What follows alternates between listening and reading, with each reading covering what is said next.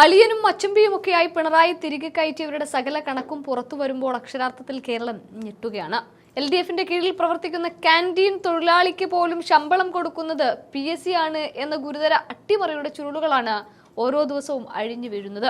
കേരളം കഴിഞ്ഞ 10 വർഷം പിണറായി എങ്ങനെയാണ് ഭരിച്ചത് എന്ന് സകലർക്കും ഇപ്പോൾ മനസ്സിലാവുകയും ചെയ്യുന്നുണ്ട്. ഇന്നിപ്പോൾ UDF സർക്കാർ VD സതീശന് മുഖ്യമന്ത്രിയായി ഭരിക്കുമ്പോഴാണ് അട്ടിമറി കഥകൾ ഓരോന്നോരോന്നായി അഴിഞ്ഞു പുറത്തു വീഴുന്നത്.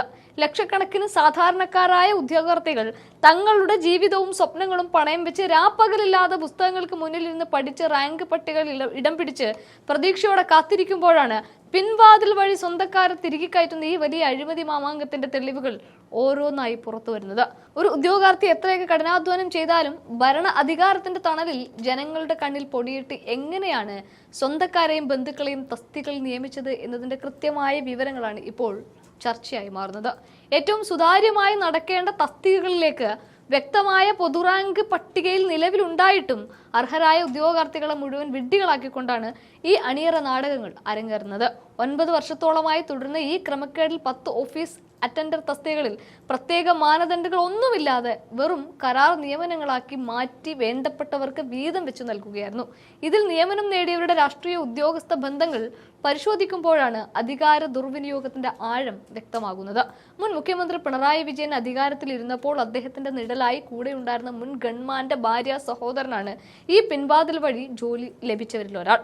നവകേരള സദസ്സിനിടെ ആലപ്പുഴയിൽ പ്രതിഷേധക്കാർക്കെതിരെ നടന്ന അക്രമ സംഭവങ്ങളിൽ പ്രതിയാക്കപ്പെട്ട അതേ ഉദ്യോഗസ്ഥന്റെ കുടുംബത്തിലേക്കാണ് ഈ നിയമനവും എത്തിപ്പെട്ടിരിക്കുന്നത്.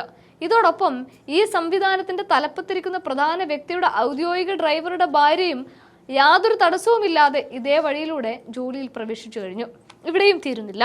ഈ അട്ടിമറിയുടെ വ്യാപ്തി ഇങ്ങനെ നീളുകയാണ്. കമ്മ്യൂണിസ്റ്റ് പാർട്ടിയുടെ സജീവ പ്രവർത്തകനായ കോഴിക്കോട് സ്വദേശിക്ക് ജോലി നൽകിയിരിക്കുന്നത് LDF സർവീസ് സംഘടന ഭരിക്കുന്ന ഒരു സൊസൈറ്റിയുടെ കീഴിലുള്ള ക്യാൻറ്റീനിലാണ്. എന്നാൽ ഇയാൾക്ക് കൃത്യമായി മാസം തോറും ശമ്പളം പോകുന്നത് സർക്കാർ സംവിധാനങ്ങളുടെ ഓഫീസ് അറ്റൻഡന്റ് പട്ടികയിൽ ഉൾപ്പെടുത്തിക്കൊണ്ടാണ് എന്നത് ഞെട്ടിക്കുന്ന മറ്റൊരു വസ്തുത കൂടിയാണ്. അതായത് ജോലി ചെയ്യുന്നത് പാർട്ടി സംഘടനയുടെ ക്യാൻറ്റീനിലും അതിനുള്ള പ്രതിഫലം നൽകുന്നത് സാധാരണക്കാരുടെ നികുതി പണത്തിൽ നിന്നുമാണ്. ഇതേ രീതിയിൽ തന്നെയാണ് ഒരു സഹകരണ സൊസൈറ്റിയിലെ LDF യൂണിയൻ നേതാവിന്റെ സഹോദരിയുടെ മകനെ ഡ്രൈവറായും സഹോദരന്റെ മകനെ ഓഫീസ് അറ്റൻഡറായും യാതൊരു മാനദണ്ഡവുമില്ലാതെ തിരികെ കയറ്റിയിരിക്കുന്നത്. CPM മുഖപത്രത്തിലെ ഒരു ജീവനക്കാരന് അധിക വരുമാനം ഉറപ്പാക്കാൻ ഔദ്യോഗിക പ്രസിദ്ധീകരണത്തിലെ ലേ ഔട്ട് ചുമതല കൂടി നൽകി പ്രതിമാസം 22,000 രൂപ ഖജനാവിൽ നിന്ന് നൽകുന്നതും ഇതേ സ്വാധീനം ഉപയോഗിച്ചാണ്. നിയമനങ്ങളെല്ലാം എംപ്ലോയ്മെന്റ് എക്സ്ചേഞ്ച് വഴി മാത്രമേ നടത്താവൂ എന്ന കർശനമായ സർക്കാർ ഉത്തരവ് നിലനിൽക്കുമ്പോഴാണ് ആ ഉത്തരവുകളെല്ലാം ചവറ്റുകൊട്ടയിൽ എറിഞ്ഞ് ഈ ബന്ധു നിയമനങ്ങളെല്ലാം തകൃതിയായി നടത്തിയത്. ഈ വലിയ ക്രമക്കേടുകൾക്കൊന്നും ആരും ചോദ്യം ചെയ്യില്ല എന്ന ഉറപ്പാണ് ഈ തട്ടിപ്പുകളെല്ലാം വർഷങ്ങളായി മുന്നോട്ടു പോയതിന് കാരണവും. ഈ സംവിധാനത്തിന്റെ യോഗങ്ങളിൽ തീരുമാനമെടുക്കുന്ന 16 അംഗങ്ങളും LDF നോമിനികളാണ്. അതുകൊണ്ട് തന്നെ അവിടെ ഒരു എതിരഭിപ്രായവും ഉയരാറില്ല. അഭിമുഖങ്ങളിൽ ആർക്കൊക്കെ മാർക്ക് കൂട്ടണം, ആർക്കൊക്കെ മാർക്ക് കുറയ്ക്കണം എന്നത് മുൻകൂട്ടി തയ്യാറാക്കിയ പരസ്പര ധാരണ പ്രകാരമാണ് ഇതൊക്കെ നടക്കുന്നത്.